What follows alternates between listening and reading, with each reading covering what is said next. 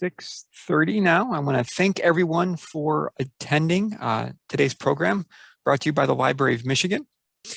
Just a few things to remind the listeners out there. On our website, if you go to www.michigan.gov/LM Public Programs, it'll talk a little bit more about the future programs that we will have at the Library of Michigan. The next one will be an in-person program. And also on our website is a link that I will also post in the chat in a little bit that talks about the Michigan Notable Book Program, because we recently released the current crop of 20 titles, and the information about those books will be posted on our website, and later on information about the forthcoming tour. So I will encourage all of you to go ahead and take a look at that.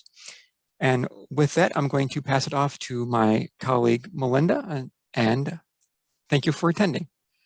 Hi, everyone. Thanks for being here today. Today, we're really just going to be focusing on African-American digital resources at the Library of Michigan. So there are so many incredible digital and online resources. If you're wanting to learn more about Black history, if you're wanting to just do some of your own genealogy. So I won't go into all of those today. We're really just going to be focusing on 4 databases that we have at the Library of Michigan. But let me tell you a little bit more about us, the institution, the Library of Michigan. We were created by the state of Michigan to collect, preserve, and provide access to the story of the state and to support libraries in their role as essential community anchors. So we're actually one of the oldest institutions in the state. We're second to the legislature. We actually were started in 1828 during Michigan's territorial days. So we definitely have a lot of great information for you today, but we're really going to be focusing on that digital piece. But I'll tell you a little bit more about our in-person collections as well. So I should have introduced myself. Let me go back and do that a little bit. I just got so excited, I jumped right in. I am Mindy Babarskis. I am one of the librarians at the Library of Michigan. My focus is the Michigan collection, which is a large collection that we have, really traces its roots back to the pioneer and historical collections. I don't know if any of you have seen that state documents. It's absolutely wonderful run of Michigan stories capturing our history. And so I recommend you come and check them out if you haven't. But that's really sort of the root of where the Michigan collection comes from, which is separate than our Michigan state documents. So I kind of talked a little bit about the Michigan collection. It's going to have wonderful resources about Michigan by Michiganders. So this includes historical resources, newspapers, periodicals, gazetteers, city directories, plats and maps. It's also going to include a lot of the stories written by Michiganders. So we have fiction and nonfiction, oral histories, family histories, just wonderful things that really capture people's experience in Michigan and really what makes the state so special. Our Michigan documents collection, which I alluded to a little bit, is our state documents. So these are the government documents of the state. And we have obviously a very large collection of that, since our original intention was to collect that. So we have joint legislative documents, a lot of annual reports, and some other incredible state documents that will really help when you're doing your research. So some of that is online and available. Some of that is going to be something you need to come in person, but please feel free to reach out to us if you're looking for a specific document or some materials, and we'll help you find what you need and figure out a way you can access it. Another big thing we have is our law collection, obviously focusing on the laws of Michigan, and then our rare book collection, which my colleague Matt Pacer, he oversees that collection, and it's got amazing materials. Really, obviously, Michigan is a big focus, but different materials from all sorts of different subject areas. So please feel free to reach out to us if you're interested in accessing these collections, or if there's something that you have in your attic a run of yearbooks from your Michigan high school that you're like, I just really want this to be preserved and accessed by other people, and I want it out of my attic, please feel free to contact us. We accept donations at the Library of Michigan, and we do our best to preserve it for future generations. And if we have duplicate copies, then we will make sure that those are accessible to people throughout the state. All right, now let's get to the fun part. We're here to talk about our digital resources for African American history. Now, I will point out our LM databases, michigan.gov/LM databases, is the website that lists all of our different family history resources, other database collections that are really helpful, but they're only accessible with a Library of Michigan library card. But don't despair, any resident of Michigan can get a Library of Michigan library card. You'll just need to go to michigan.gov/library card, fill out a form online that gets sent to our amazing circulation staff.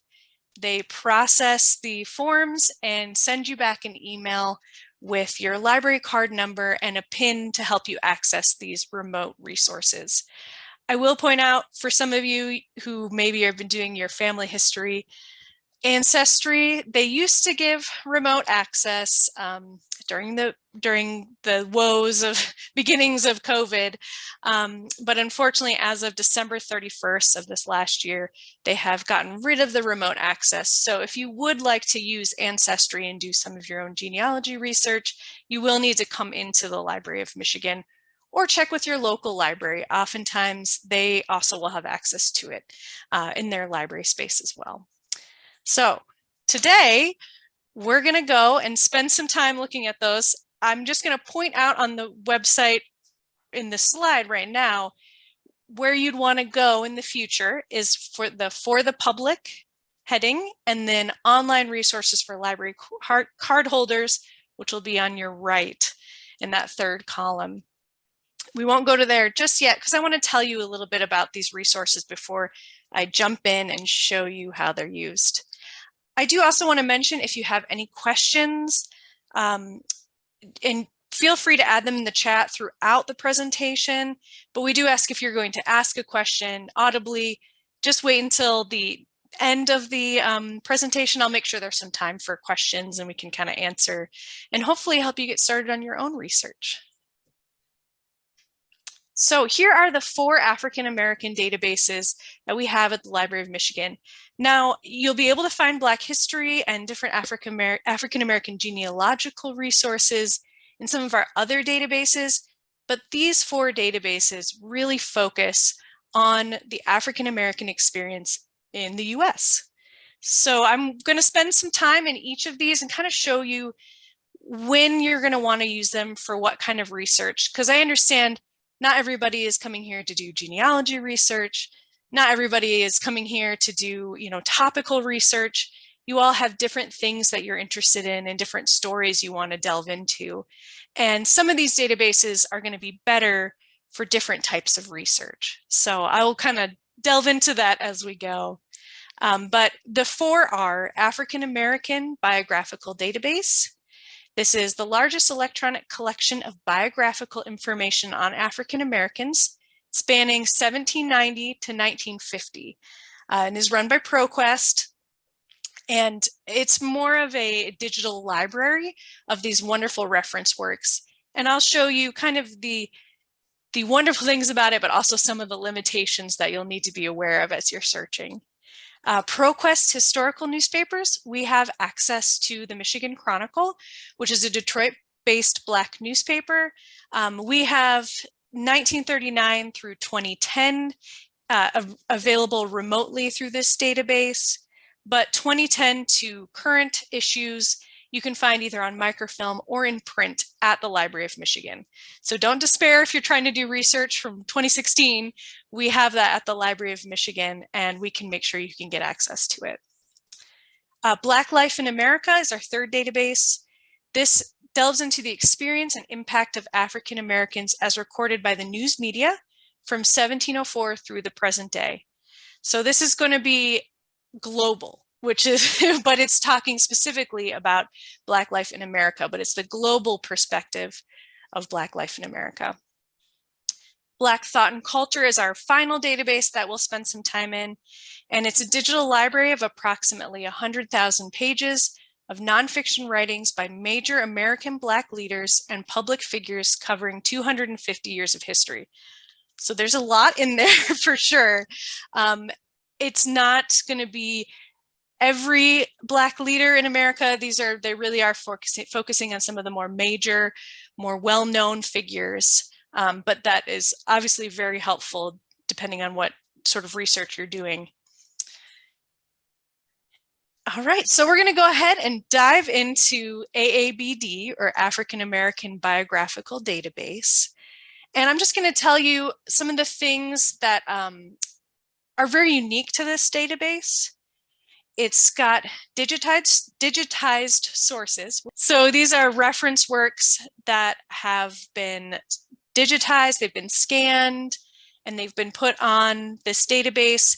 So it's really great because you're going to be able to see the photos and the illustrations of the original work. It's just like you're looking at a scan of the work. So that's really nice. You'll be able to see the font, the layout, exactly how it was meant to be seen, although in black and white. The page, image, and e-text view options are great because sometimes the e-text option will be a little bit clearer and a little bit easier to read than the page image. So it kind of gives you two different options for when you're viewing it on the computer. So I really liked that feature. They do have some great search and save options. There's a profile search, which has more options. It looks through more reference works than the full text search. The full text search, unfortunately, only a few of the sources have been digitized in a way that you can search for keywords throughout the text. And I'll show you kind of how I ran into that limitation. But you can view sources. You can just look at their library and go straight to the source you want to look at without initiating a specific search. So if you know what source you're wanting to look at, what book you've been wanting to get access to, you can just click on that book, open it up, and you can just go through the pages one by one and read it if you wanted to. You can also email results to yourself or to somebody else, and then you can download or print the scans. So there's a lot of flexibility with actually interacting with the source itself. But I did have some issues when I was working with it.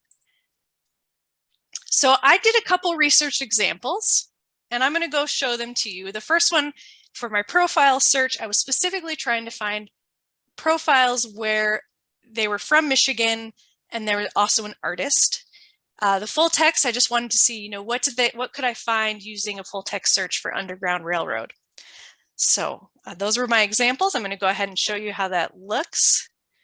I'm going to switch over to the database itself.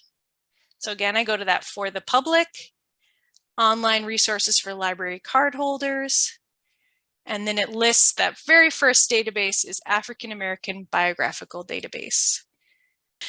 And while I'm in here, you can see it's definitely an older database, so it's not necessarily the most user-friendly of interfaces. But if you look at the top left, it'll tell you a little bit more about it if you're wanting to find out some more information. It also has some help. I do recommend, if you ever get lost while you're searching in any of these databases, see if there's a help option or about or tips for searching. That can really be helpful with figuring out how to make the database work for you. But we're in the view sources. This is the one I wanted to show you real quick before we go into the search.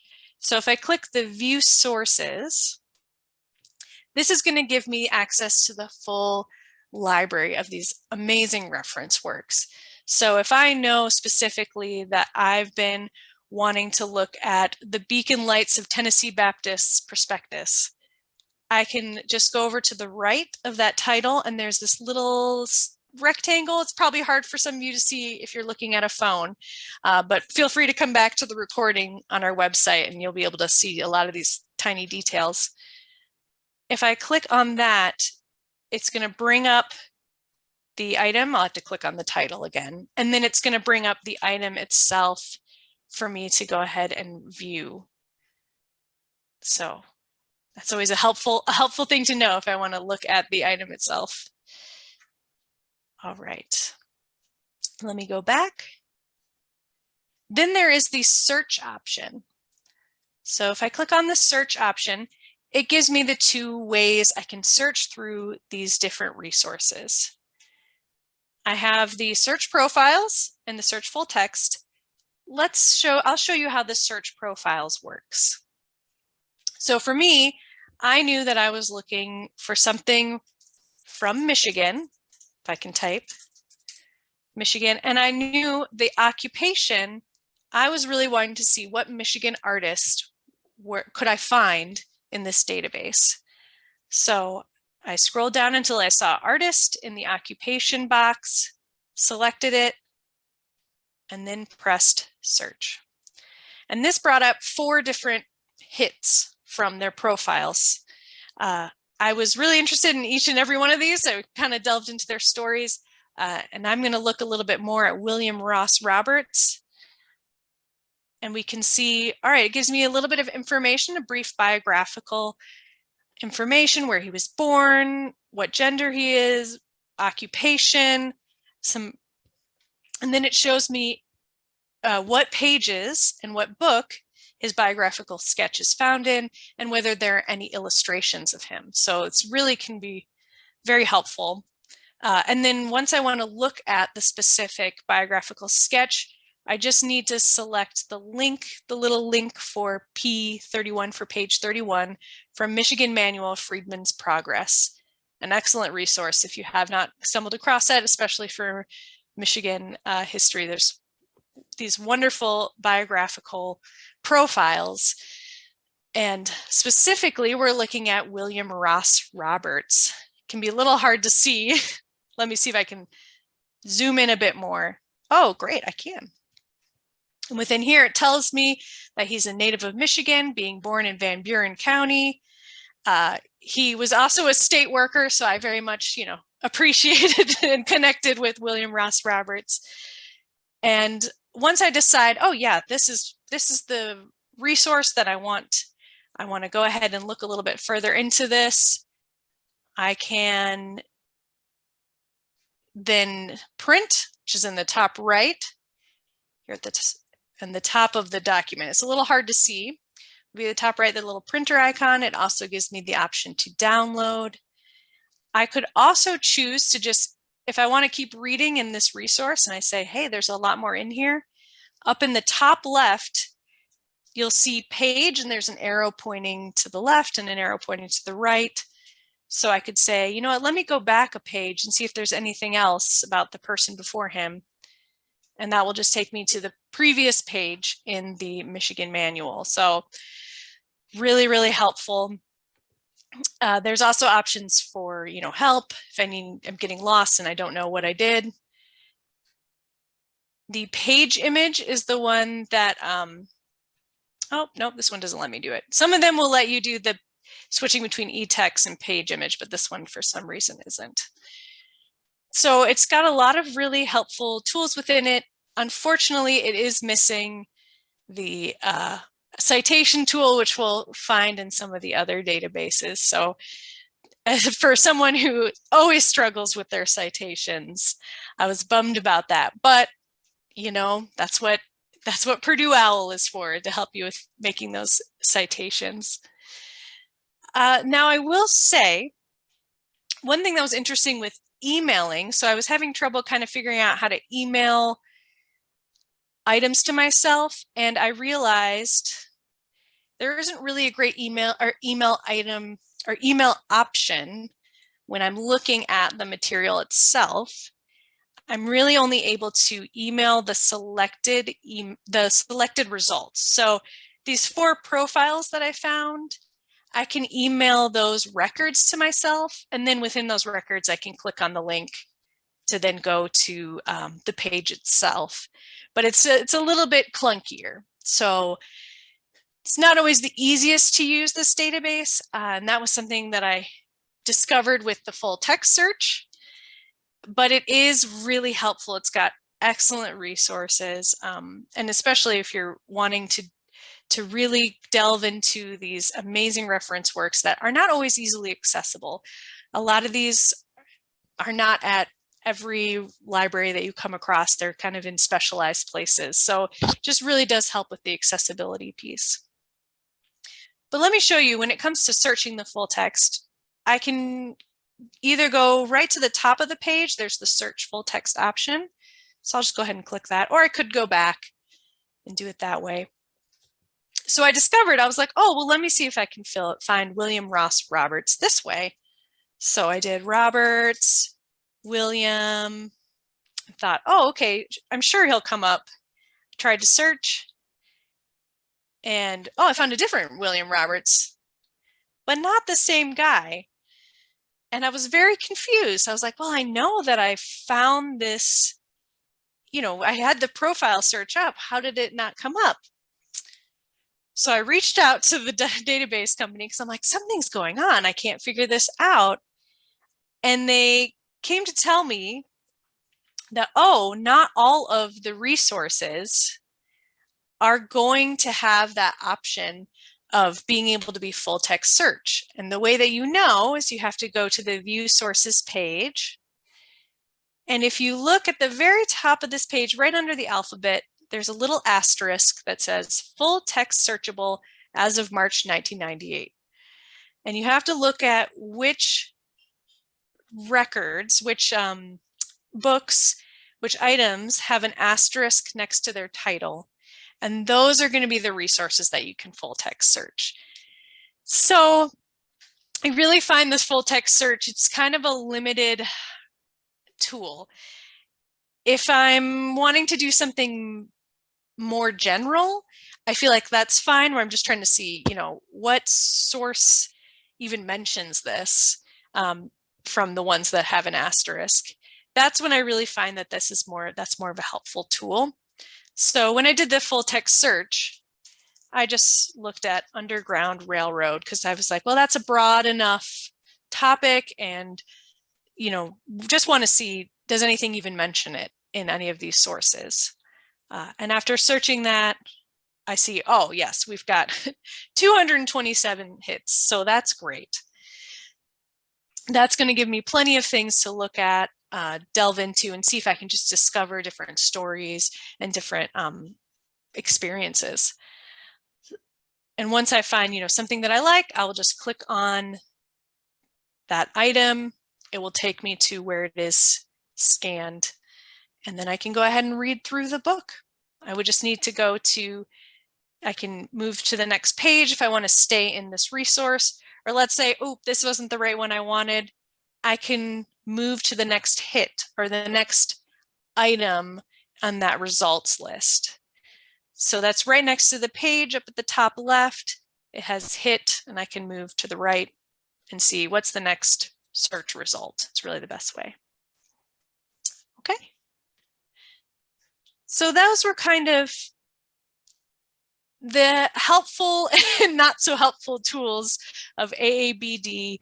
But at the end of the day, it's still an excellent resource. Some of those works are just research gold. And so I do highly recommend playing around with it, but it's not the easiest resource to search in. So I always give that people a heads up about that. Okay. So some of you, you know, maybe that's not as interesting. That's not really what you're looking for. That's a little too people specific. Or, you know, it's not local enough. Like you're really just wanting to focus in on Detroit or on national events from a Detroit perspective. That's where the Michigan Chronicle comes in. This is another database through ProQuest. It's amazing because it makes it so much easier to look through these newspapers without having to go through the microfilm. And, you know, although I do love my microfilm and I probably use it once a week, it's just a lot easier to be able to search a few keywords, phrases, and find what you need. So there is the basic search. That's a pretty easy way to find what you're looking for. You're just trying to get, oh, let me just see if this person's name shows up. The advanced search does give you an option to really refine results. So if you have someone who has a very common name, this gives you an option to say, okay, well, I'm looking at John Smith from 1960 through 1965, not the John Smith who shows up in 1930. So that gives you a little bit of an option to narrow it and kind of have to deal with less results. I usually end up using a kind of a mixture of either the basic search, and if it's too many, I'm like, oh, well, time to use some filters. So I'll show you how I do that when I'm searching. And then there are some save and view options that are just lovely. As you know, I talked about the citation options. I love when things can generate a citation for me. Unfortunately, ProQuest is a bit behind in their citation additions that they have built into their system. So they're still on APA 6, which APA 7 came out 2 years ago now. They're still on MLA, gosh, I think they're MLA 7 and we're on almost to MLA 9 now. So something to be aware of. Some of you guys might not really care so much, but if you are going to be relying on their citations, for a paper, for your own research, definitely double check, talk to a librarian, talk to a faculty member, and make sure that those are correct, because we want to make sure that future generations can find the resources that you used in your own research. So there are a lot of great options though with that filtering. It's kind of when I told you I did a combination of both basic and advanced searching. I'll use the filter options on the left-hand side, which we'll get to see shortly. There are also some really great ways to view it. So if I'm just really wanting to see what are the details and get a brief summary of what's going on, there is an abstract and a details view. I also do have the option of, seeing the full page and then the PDF. So it's a little bit easier maybe to navigate or print. It does give me excellent options for saving this. I can email it, I can print it, download. It lets you save to like a research folder within the database, or I can save it in cloud storage. So really, really helpful. I did notice, I was just like, let me just take a look at the chats real quick to make sure I'm not missing anything. And I just saw the most recent one about the question is Michigan Chronicle Archive, does it include their photo archive? The photos are in the Michigan Chronicle. So let's go ahead and take a look at it, because it is probably one of my favorites to search in. So let's take a look at Dudley Randall, poet and publisher for Broadside Press. And let's just pop right into, I have the database page bookmarked. So we're going into the Michigan Chronicle, which is under, if you scroll down a bit, it will be under ProQuest Historical Newspapers. So I'm going to go ahead and select that. And it'll take me into the home page. And then I can search Dudley Randall. And I will say this is one of my biggest tips I can give people is, if I'm looking for a specific person, put their full name in quotes. You don't always want to do this depending on what you're looking for, but if I know for sure I'm wanting articles about Dudley Randall, I'm going to put those quotes around it, and that will make sure it brings up search results as a phrase. So those two words will be glued together, and I'll see, okay, I've only see results where Dudley and Randall show up next to each other. So I don't have to deal with a lot of other random articles. Once I put that in, I'm going to go ahead and press search, or I could press enter. And it lists all the results for me. I'm going to go ahead and take a look at Poet Laureate Dudley Randall introduces musical. Well, this sounds like an interesting one. Let me select that article. It's going to take it to load. And you can see I have the images with the headings underneath, and it's going to give me the citation at the top so I can know where it's coming from. And it really is great. It's a scan of the paper, because that can be really frustrating with some of these newspaper databases, is that they'll have the text, but they won't give you the pictures. And I don't know about you, but I find history way more interesting when I can see the people and I can see what's going on, and I can really get a feeling for who they were and what they were doing. So once I'm in the article, it gives me options right at the top right. I can print, email, I can download the PDF, the cite option that I talked about. So when I select that, it gives me options of, oh, which style would you like the citation in? Oh, good, they finally upgraded to APA 7th. Oh, thank goodness. And then, oh, now we're back to MLA 9th. So I take back everything I said about ProQuest. They've gotten it figured out. So that's good to know. I can just say, oh, I'm looking at MLA 9th. I'm going to go ahead and select that. It creates the citation for me. I can then copy and paste it into my paper and double check that it's correct. Or for many people, they use these citation manager tools. I can export to one of them as well. So it's really helpful when you're doing your research and kind of keep track of what you found and where. Because that's the worst, is when you lose that and you try to go back to it and you're like, oh, where did I find that article? I know I read it. And it does give you some other options as well. Under that all options, you can see the save to research folder. And then there's also the cloud saving. So if you're using Google Drive or Microsoft OneDrive, I know a lot of people use that for their research, it can really help you out. And it also gives you the permanent, the link, the permalink that you can copy and paste and hold on to. All right, so that's really the greatest things about the Michigan Chronicle, is kind of the ease of that searching and all the tools that you have within it. I will show you, if for some reason I wasn't happy with the results that I saw here, maybe I was wanting to focus more on the 1960s and 70s, kind of dealing more with the height of the Black Arts movement, then I'm going to want to move up my slider here on the left to, let's do 1960 through 1979. And then I'm just going to click that update button.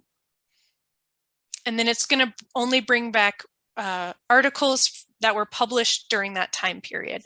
So obviously I'm going to see a lot more about Broadside Press and different amazing authors, maybe like Gwendolyn Brooks. So this is a really helpful tool, especially when I'm trying to narrow in on a certain topic. All right. Let's go back to our presentation. So our third database today is Black Life in America. And this one is very unique. Each database is so unique, and it really is going to change how you're doing your research and what database you want to use to paste, depending on what you're wanting to find. So I find that Black Life in America, I see it better as more of a research collection, specifically with their sort of topics, their suggested searches. So we'll delve a little bit more into that, but it has these primary source materials, all these articles from global news media. It's got firsthand accounts of Black life in America, as well as articles from external communities illustrating their perception of Black life and culture. So that can be really helpful. So it's giving you that perspective both within the community and outside of the community, which can be really helpful, I think, for college students specifically, if they're writing a research paper and they're having to compare and contrast, and they're showing both the primary and the secondary sources. I like their search options because they give you a lot of different options. I do think that some of them are stronger than others, so we'll look at that more in depth. But the map search was really helpful for me because I was really wanting to focus on materials that were published in Michigan. Shocking, I know, as the Michigan Collection Librarian. There are a lot of great save and citation options. So you can copy the citation or you can export it to a citation manager system, just like the Michigan Chronicle. So that's very helpful. It also gives you the option to email, print, download, share to Google Classroom. You can copy the link, you can save it to your folder, or you can even clip the article to download or print. So there's a lot of ability to kind of play around with the article itself and to get exactly what you want. So I do like that ability. But let's take a look at specifically, what it looks like and how you can really make it work for you. So I did a couple options. Since there's so many different ways to search, I was like, let's really see what works best. So for the suggested searches, which they're kind of like the bigger topic or era options, I focused on the Great Migration. And for more search options, I was like, okay, how narrow can I get this to really give me something good? So I focused on resources from Michigan, where Naomi Long-Madgett featured in the article, and then I focused on a specific date of 2000. So let me go ahead and show you how that looks. All right, we're going to go in Black Life in America. And eventually it will load. All right. So as you can see, you have the options for searching are just, they're immediately apparent. I can either just dive right in and kind of do a Google type search, or I can look at these suggested searches below that big search box. Especially if I think for college students, this can be really helpful because if they know, okay, I'm looking at this time period, but I don't really know what I want to do with that, it can really help with their narrowing their topic or figuring out exactly what interests them. So I'm going to go to the Great Migration. And then let's just see, who are some notable people? I'm curious to see what they've got listed. So they have a few notable people that you could click on specifically. Let's look at Ella Baker. And then it will take me to articles about Ella Baker. And they even show you, here's the search that they did at the top of the page, Ella Baker in quotes, again, because they're trying to get those articles where it's talking about her specifically. So those two words show up together. It's got the date range in the middle, 1930 through 1944. And then another keyword to really kind of help focus in on the specific Ella Baker that we want to learn about, NAACP. So all of that combined brings up these articles about Ella Baker, and we can see, how she was talked about in People's Voice and in New York Age and in the Chicago Bee. And once I find an article that I really like, I can click on the title for the result. It will also bring up a little preview if you hover over it. And it's going to take me to the article itself. It gives me options to zoom in and out. I can play around with how I like the view. I can do a clip. I can just clip that article out of the page. So there's a little scissor icon at the top. I can select that. And then it says select clip to download or print. I'll click on that button. And it brings up a little square. And I just need to click, hold, and drag to get the exact dimensions of the article I want. We're going to get a little bit of this ad, but that's okay. And then I can select whether I want to print it or I want to download it as a PDF, or even if I wanted to save it to Google Drive. So let me just go ahead and download that. Oh, and I can even include a citation. So yeah, let's go ahead and include that APA citation. And then it's downloaded to my computer, and I can do what I want with it at a later date. Perfect. Now it does also give me options. If I wanted to just email that whole page to myself, I could. If I want to see, I'm reading this article and I got interested in the next article, I can just go ahead and click on the next page to see what else is written in that issue. So that's really nice. You can be able to explore a little further. And then there are options to, of course, print and download the page as well. So there's a lot of really great tools within that. So that can be really helpful, I think, specifically for college students or someone who's specifically looking at a very notable person or notable legislation, something that really helps to understand that time period in that era or that event. Now, if I were looking at someone who probably isn't going to be listed under the notable people, but they will be showing up in the news, I'm going to try the more search options. So it's under that big search box, just says more search options. This is going to give me that more advanced search. So once it's loading, you can see it's checking for the map. There it is. The one thing I learned when I do a more search option is I do need to select my location first because I found out the hard way. I had my whole thing going and then I clicked the location and it started it over again. So I recommend, if you know for sure I'm looking for materials, articles from North America, I'm going to select North America. It'll then load the map.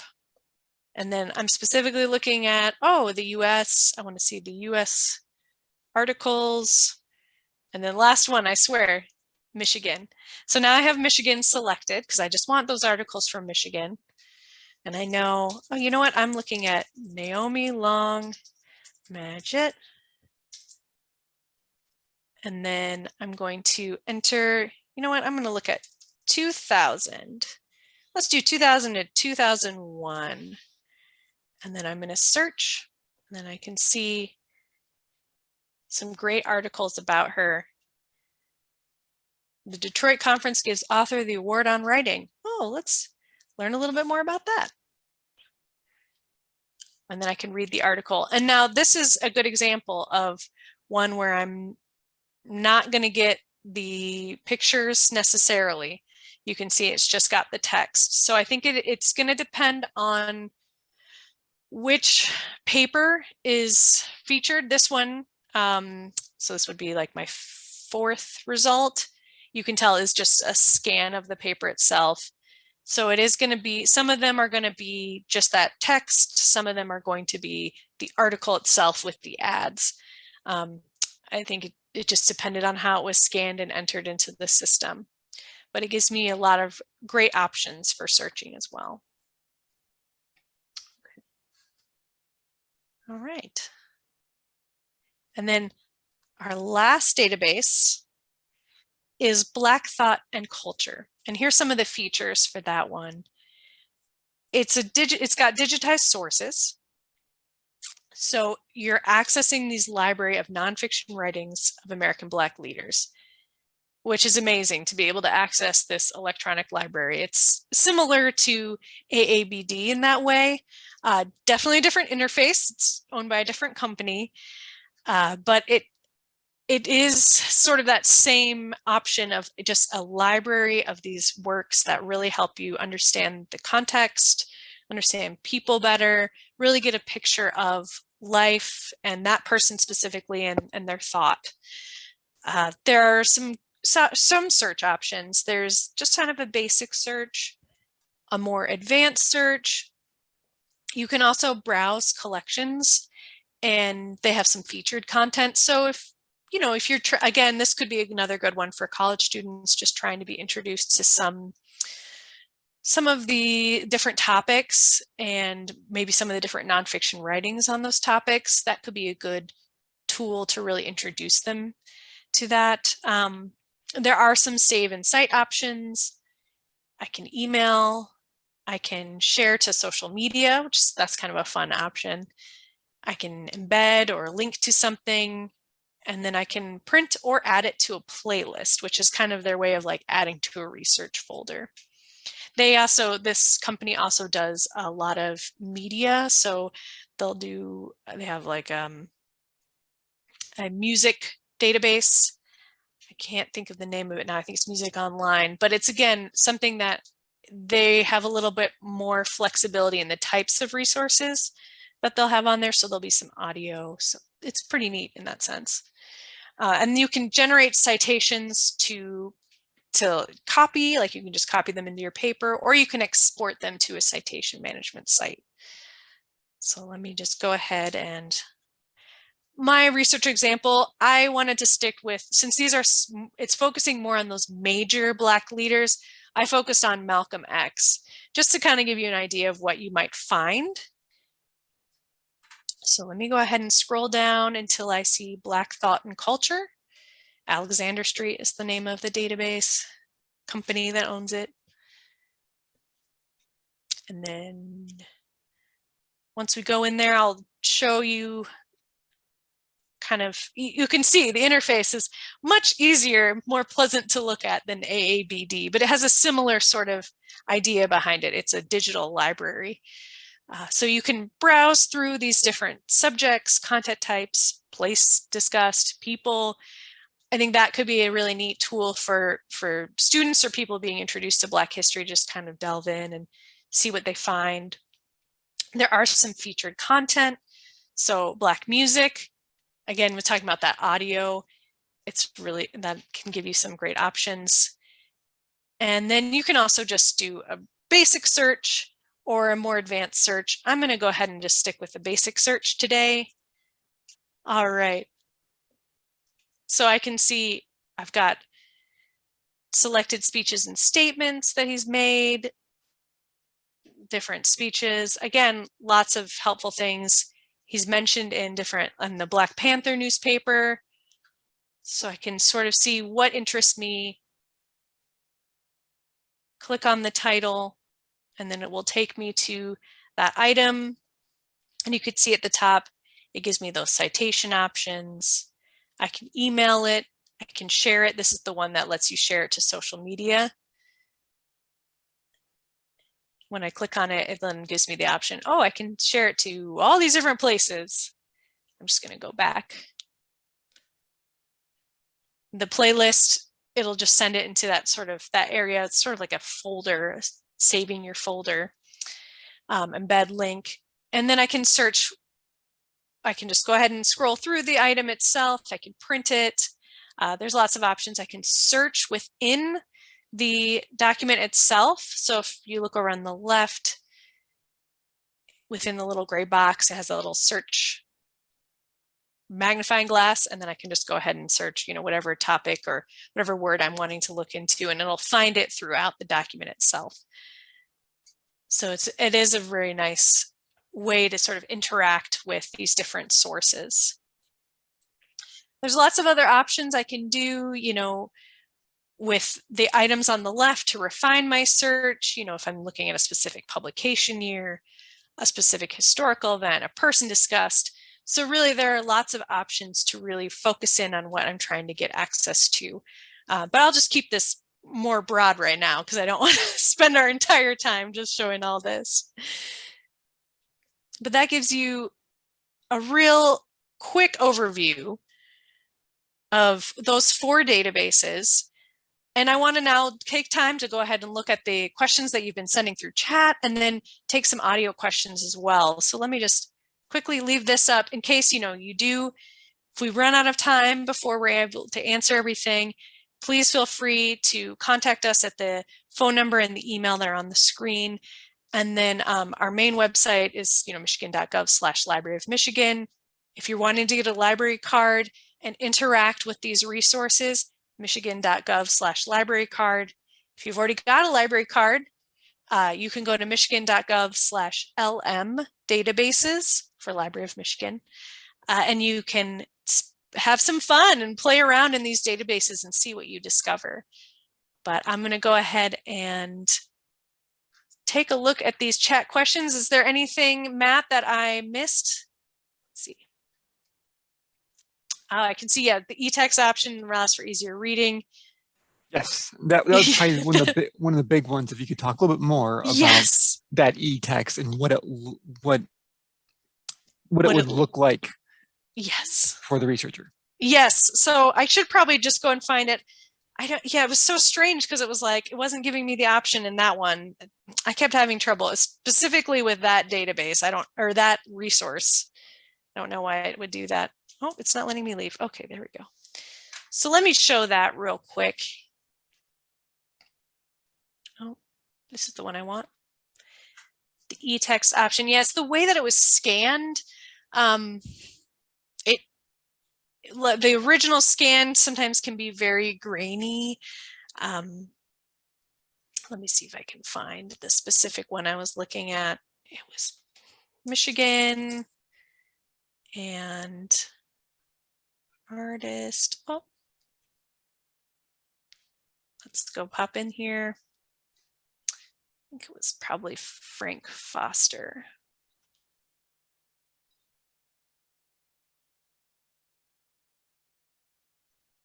So it's the page. Yeah, this one's not letting. It's the same. It's the same one. Hold on, let me go back. I gotta return to the summary of matches. Yes, here we go. I think it's this one.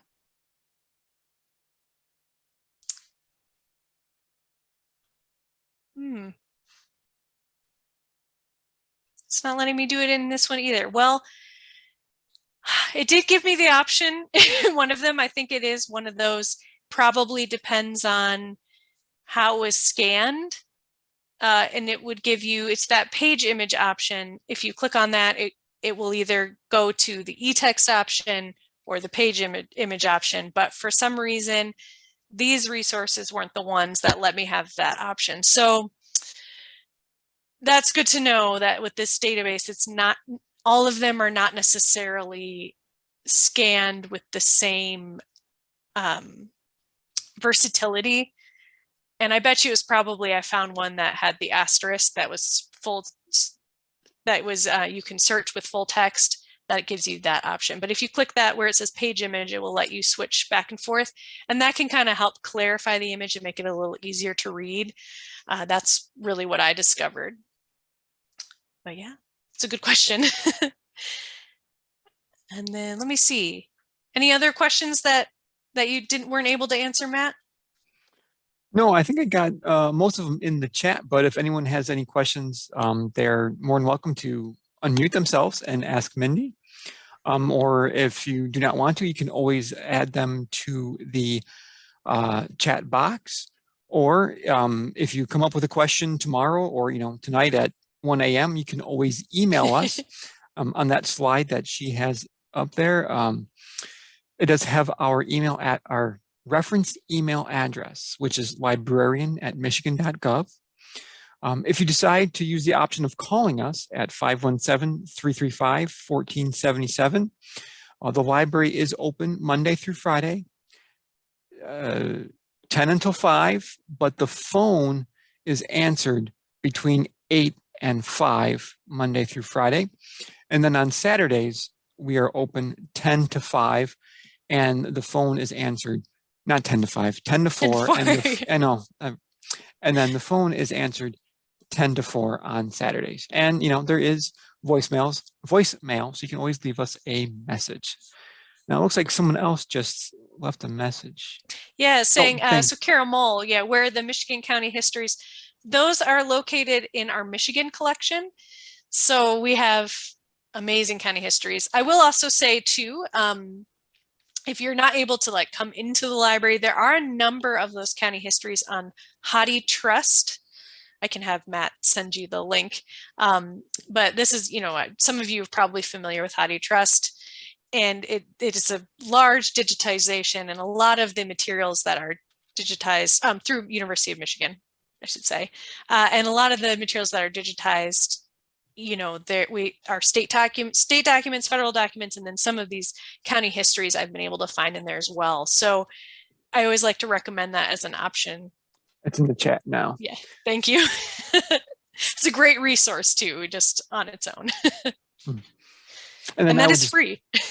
Yeah, and then I would also piggyback onto that comment about for African-American resources that we have in print form, definitely look at our library catalog. And I'm just putting the link in the chat now. And then Carol, I thought, were you going to ask a question?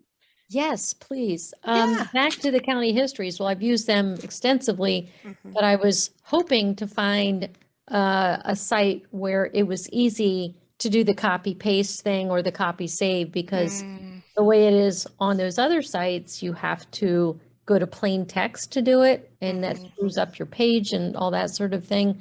So that's why I was hoping that they were in a place that was easy to just, embed it somewhere else. And Yes. but- Yeah, unfortunately it's not quite to the stage of some of these databases, ProQuest, they can do some pretty amazing things. But I hope that someday that it will become easier. I feel like HathiTrust has slowly gotten better over the years. And what's interesting with that one is you'll find as you search in it, there may be like multiple copies of the same county history or state document. And depending on who scanned it, you can do more with it. So it kind of depends on what rights of access they've given it. So it's really interesting. It'll be like University of Michigan will have done it, and then you'll have University of California will have done it. And one will give you like full access. You can really do whatever you want with it. And then somebody else will just be restricted. So if you haven't looked in HathiTrust, please feel free to look around there and, try some of the different research results. Some are better than others, but it's not quite the same way as some of these really sophisticated databases, unfortunately. It's quite expensive to make them that as sophisticated, unfortunately. But we also do, I should also mention LM Digital. This is the Library of Michigan's digital, we digitize a number of our documents. So we're slowly working through adding different materials. Man, it's not letting me get to where I want to go. Here we go. And I'll have Matt, he can put it in there as well. But it should be actually under, where is it? I always go to it through the state employees one, so let me just stick with what I know. Online resources. So it's just, I want to make sure I give you guys the right, I think it's lmdigital.org, but I always forget yes. Here we go, lmdigital.libraryofmichigan.org. So I always forget the exact URL, but Matt has put it in the chat for you. I appreciate it. I'm like, I always forget it off the top of my head. But there are a lot of wonderful collections within this. Obviously, state documents is a big focus of what we've got right now, but we're slowly adding more, and we now have a digitization librarian, so hopefully that'll be ramping up a little faster. But that, eventually we'd love to have Michigan information just easily accessible online across the state. No strings attached. It would be great, but it is digitization is difficult and not cheap process. Yeah. Any other questions? I would like to suggest for the lady that if she tries the Windows feature for snipping, that she might be able to get her whole article. You might have to play around with the sizing a little bit, but that's the snipping tool. Yeah, the snipping tool. Yes. It can be very I've helpful. used that a lot for stuff. Yeah, it's a great way to kind of get around. Yep. Any other questions people might have?